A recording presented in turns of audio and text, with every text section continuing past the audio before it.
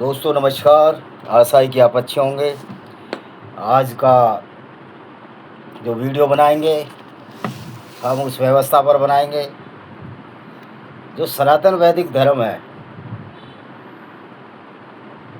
वो निश्चित तौर पर जो उसका मूल कॉन्सेप्ट है वो तो बहुत अच्छा है, जो कि सवर्ते भवन्तु सुखिना सवन्ते भवन्तु निरामया, और दूसरा है यत्र पूजते नारी तत्र वसते देवता। लेकिन जो सनातन वैदिक धर्म में जो पाखंड फैलाया है इस ब्राह्मणवादी व्यवस्था में पुजारी लोगों ने, आज उसके बारे में चर्चा करेंगे हम। और दोस्तों अब हंसी आती है, पहले तो आप लोग खुद इस पर विचार करें, इस व्यवस्था पर विचार करें कि हिंदू धर्म में पाखंड सिर्फ और सिर्फ सो लगा लिया जाए, अरे छोड़ो, चश्मे की जरूरत नहीं। पाखंड सिर्फ और सिर्फ मंदिरों में फैला गया, ब्राह्मणवादी व्यवस्था में फैला। मैं ब्राह्मणवाद की विचार कर रहा हूँ, ब्राह्मणों का जाति पर कोई कमेंट नहीं है मेरा, क्योंकि ब्राह्मणों में तो आचार्य श्री राम शर्मा भी हो, जातिवाद खत्म किया। दयानंद सरस्वती पूरी जिंदगी इस जातिवाद और छुआछूत के खिलाफ लड़ते रहे, इस मंदिर जो मूर्ति है उसके खिलाफ लड़ते रहे। गणेश जी की मूर्ति पर एक चूहा चढ़ गया, जो इनका नाम था, मूल शंकर नाम था, गुजरात में पैदा हुए थे दयानंद सरस्वती, द्विवेदी थे शायद। तो उन्होंने देखा कि ये चूहा, गणेश जी अपनी मूर्ति की सुरक्षा नहीं कर पा रहे हैं चूहे से, तो ये कैसा भगवान है। उसी तरह से राम को एक आदर्श पुरुष मानो, एक आदर्श महापुरुष मानो। भगवान तो एक कल्पना है, कॉन्सेप्ट है, असली चीज़ नेचर है जो आपके सामने दिखती है, उसी को मानो। आपने देखा इस मंदिर में चंदा चोरी हुआ, ये एक छोटा सा बताऊंगा, ये विषय मेरा दूसरा है आज वीडियो का। तो कितने लोगों ने लूटा खाया और राम की मूर्ति उस चंदा चोरी को ख़त्म नहीं कर सकी, रोक नहीं सकी। तो आप देख सकते हो कि मूर्ति में कोई ताकत नहीं है। ये जो मूर्ति पूजा है एक पाखंड का बहुत बड़ा रूप है, और इसी पाखंड के सारे धन कमाया जाता है। अब कहीं कोई भगवान जी बीमार हो गए मध्य प्रदेश में, उनको मालिश दी जा रही है। जगन्नाथ यात्रा में भगवान जगन्नाथ जी अपनी मौसी के घर जाते हैं, जो रोज़ हर जुलाई में निकलती है। ये आपकी परंपराएं हो सकती हैं, लेकिन कि वो जगन्नाथ वो बीमार हो गए, मौसी घर चले गए, सब मूर्खताओं वाली बात है। वैसे हाँ, इस धर्म में इतना पाखंड नहीं है जितना ईसाइयों में, मुसलमानों में, क्योंकि कुरान और बाइबल, क्योंकि इनके मूल ग्रंथ हैं, ये झूठ का पुलिंदा मात्र है। तो दोस्तों आज हम सनातन धर्म में जो पाखंड इन ब्राह्मणवादी व्यवस्था ने घुसेड़ा उस पर चर्चा करेंगे। आप ये देखिए कि अब ये कहते हैं कि ब्रह्मा के कमंडल से गंगा जी निकली हैं, और फिर जब गंगा जी का रौद्र रूप हो गया, गंगा जी को शंकर भगवान ने अपनी जटाओं में उलेज लिया, तो भागीरथ तपस्या करके गंगा जी को लाए। अरे मूर्खो, गंगा का भाव तो मालूम था ना आप लोगों को। अगर आप गंगा के भाव की विपरीत दिशा में चलते तो उसका ओरिजिन आ जाता, पता लगता है गंगोत्री नाम के ग्लेशियर से निकली है, और छोटी छोटी धाराएं बनती हैं। और ऋषिकेश से पहले कर्णप्रयाग है, देवप्रयाग, वहाँ पर ये गंगा भागीरथी मिलती है, और ये गंगा नाम नदी का पड़ जाता है ऋषिकेश से या उससे कुछ ऊपर से। पता लग जाता है, इन मूर्खों को पता ही नहीं था। ये ब्रह्मा के जटाओं में से गंगा निकाल रहे हैं। गंगा तो दिख रही है, ना ब्रह्मा दिख रहा, ना उसकी जटा, ना शंकर की जटा। भाई ये भावनात्मक प्रतीकात्मक थे कि जैसे कि हर आइडियोलॉजी में है, विचारधारा में है कि ये कोई पैदा करता है, कोई मारता, कोई पालता है। तो शंकर एक प्रतीकात्मक है। शंकर का कोई अस्तित्व नहीं है, ना ब्रह्मा का कोई अस्तित्व है, ना विष्णु का अस्तित्व है।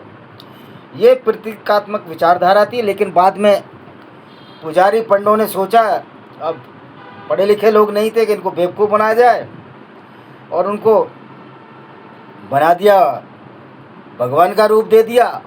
और गंगा का पता नहीं गंगा कहाँ से निकली, मूर्ख थे, अकल थी नहीं इन लोगों में। और उधर सूर्य को हनुमान जी खा गए। अब समझने वाली बात है कि सूर्य को हनुमान कैसे खा सकता है, जो पृथ्वी से, जिसमें 3 लाख पृथ्वी समा सकती हैं सूरज में, उसको एक हनुमान जी जो कि एक वानर थे, जैसे कि कथाओं में बताया गया है, कहानियाँ किस्से हैं, और उसको खा गए। अगर सूर्य का इतना तेज था, हनुमान जी का इतना बड़ा शरीर था, तो हनुमान जी को भाई जो लंका से सुसैन वैद्य को पकड़ कर लाए और सुसैन वैद्य को उठा लाए, और शरीर इतना विशाल के सूर्य को खा सकते हैं, तो हनुमान जी को उड़ के लंका से और उधर जाने की क्या जरूरत थी? जहाँ से जड़ी बूटी लाए, कौन सा पर्वत था वो? हिमालय पर्वत था। और पूरा पहाड़ी उठा लाए तो यहीं से हाथ कर देते। वो तो पृथ्वी से 3 लाख गुना बड़ा सूर्य, उसको खा गए, तो ये तो कहीं से भी ला सकते थे। यानी कि इस तरह की मूर्खताएं इन्होंने, ब्राह्मणवादी व्यवस्था ने पूरी वाट लगाई इस धर्म की।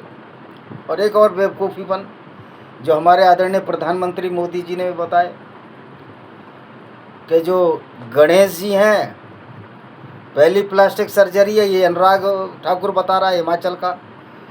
वह स्कूल के बच्चों को पहली प्लास्टिक सर्जरी जो हुई थी, वो गणेश जी जो सिर लगाया हाथी का वो थी, और गणेश जी का शरीर इंसान का था। अब तो साइंस इतनी डेवलप हो गई है भाई, अब लगा के दिखा दो तुम हाथी का सिर। इन मूर्ख ब्राह्मणवादी व्यवस्था वालों को ये नहीं पता कि नर्वस सिस्टम हाथी का अलग है, मनुष्य का अलग है, उसके साइज में फ़र्क है। न्यूरोलॉजिस्ट जब ऑपरेशन करते हैं वो भी साथ रहते हैं, तंत्रिकाएं जोड़ते हैं, इतनी महीन होती है, दिखती नहीं है। लेकिन वहाँ सीधा सर काटा उसका और गणेश जी पर लगा दिया। हाथी का इतना बड़ा शरीर, गणेश जी का इतना छोटा शरीर। और फिर गणेश जी इतने भारी, चूहा उनकी सवारी है, चूहे के तो वैसी टट्टी निकल जाएगी जब गणेश जी बैठेंगे, क्योंकि हाथी का सर लगाया हुआ है ना उस पर।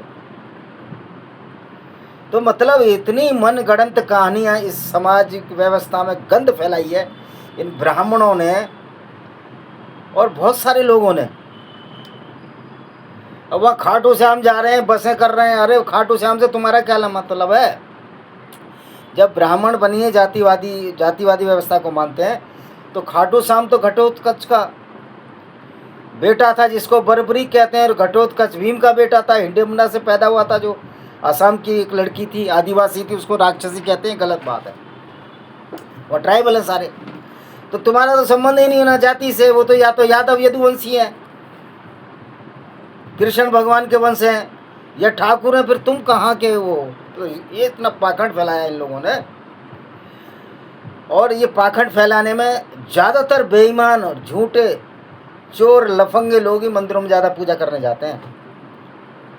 अब उसको जल दे रहे हैं, शिवलिंग पर जल चढ़ाने से क्या होगा भाई? फिर गोमूत्र इतना पवित्र है, तो गोमूत्र पीने की बात है तो गोमूत्र से ही शिवलिंग धो दो ना।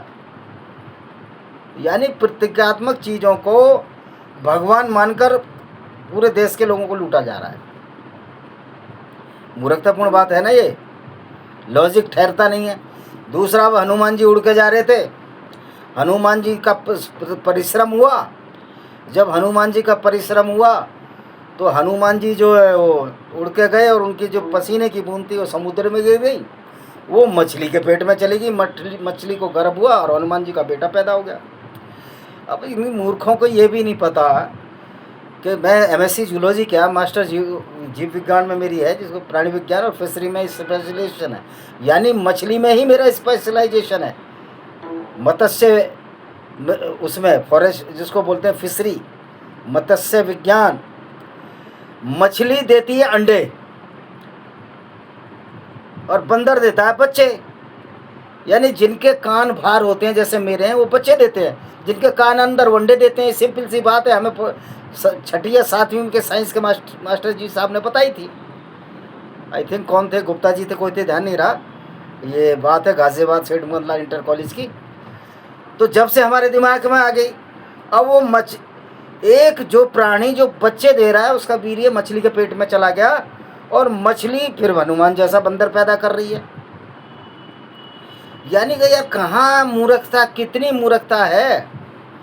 और दूसरी बात है कि मछली पानी में नीचे रहती है और हनुमान जी के पसीने की बूंद समुद्र में कितनी होगी।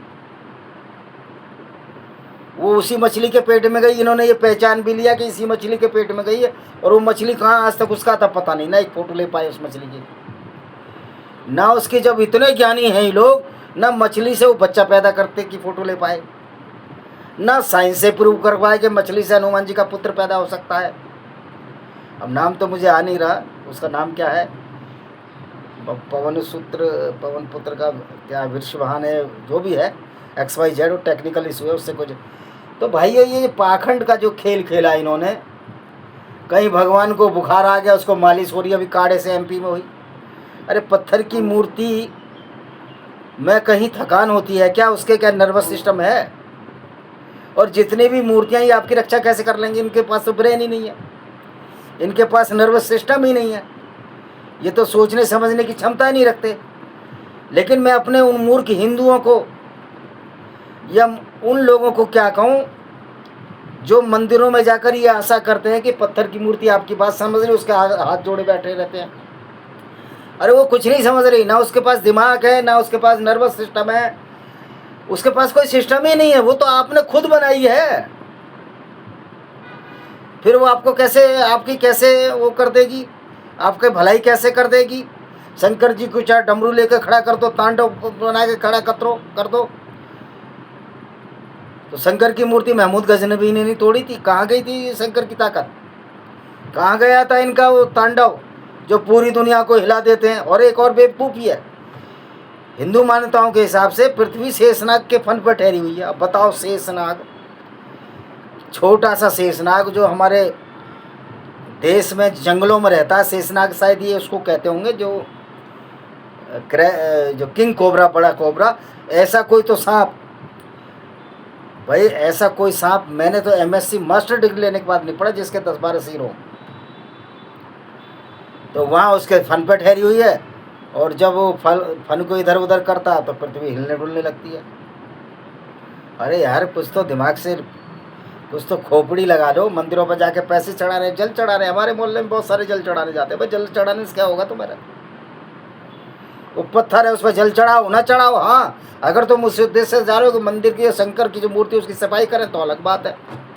बाकी जल चढ़ाने से तुम पूरे दिन चोरी करो, उचक्के करो, तुम कर दो कत्ल किसी का, रोज शंकर पर जल चढ़ाओ, तुमको जेल हो जाएगी, तुमको फांसी हो जाएगी। अगर सही मायने में न्याय पुलिसिंग होगी तो जेल हो जाएगी कानून संविधान के हिसाब से। शंकर भगवान तो नहीं बचाने आएंगे तुमको। तो भारतीय संविधान की जो व्यवस्था यही है कि अगर आप अच्छे कर्म करोगे तो बचे रहोगे, अगर गलत फंस भी गए तो आप बच जाओगे कानून के पंजे से। लेकिन सारे पापी, सारे लुटेरे, बेईमान, कोई खाटू श्याम जाता है, कोई इस मंदिर में पूजा कर रहा है, कोई इस मंदिर में पूजा कर रहा है, रात दिन ऊंच नीच जातिवाद फैला रहे हैं। और हनुमान जी के जो वीर्य से वो मछली के पैदा हो गया वो हनुमान का बेटा। यार कुछ दिमाग है या नहीं है? कोई शर्म है नहीं है आप लोगों को? तो ये जो ब्राह्मणवादी व्यवस्था है, इस व्यवस्था में, और ये कहते हैं कि मनुस्मृति मैंने खुद पढ़ी है, वहाँ कर्म के हिसाब से कोई जाति नहीं है, वहाँ जाति के हिसाब से कर्म है। क्योंकि मनुस्मृति में कह दिया है कि शूद्र शिक्षा ही नहीं ले सकता पैदा होते ही। तो भाई शूद्र वो कैसे हो गया जब उसने कोई कर्म ही नहीं किया? हो सकता तलवार चलाता, हो सकता है बहुत ज्ञानी होता, ब्राह्मण होता तुम्हारे हिसाब से। तो ये लोगों को बेवकूफ़ बनाता। सुधांशु त्रिवेदी जो गंजा है वो सबसे महानालायक है इस मामले में। तो आपने देखा ये किस तरह की व्यवस्था है। इस पाखंडी व्यवस्था के खिलाफ लड़ो। वसुदेव कुटुंबकम की बात अगर सनातन वैदिक धर्म कह रहा है तो उसी पे चलो ना। ये कहा हनुमान जी की मूर्ति और फलाने की मूर्ति और पैदा हो गया, और ब्रह्मा जी के उस कमंडल से गंगा निकली आई। कमंडल तो कहीं नजर नहीं आ रहा भाई।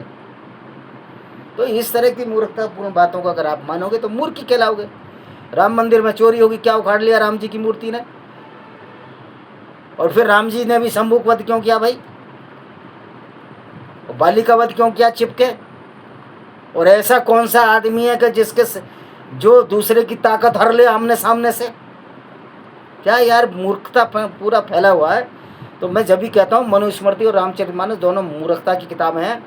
और जो ये पाखंड का जाल, मंदिर जो पाखंड के बहुत बड़े सेंटर हैं। इसी के साथ हम इस वीडियो को विराम देते हैं। वंदे मातरम, जय हिंद।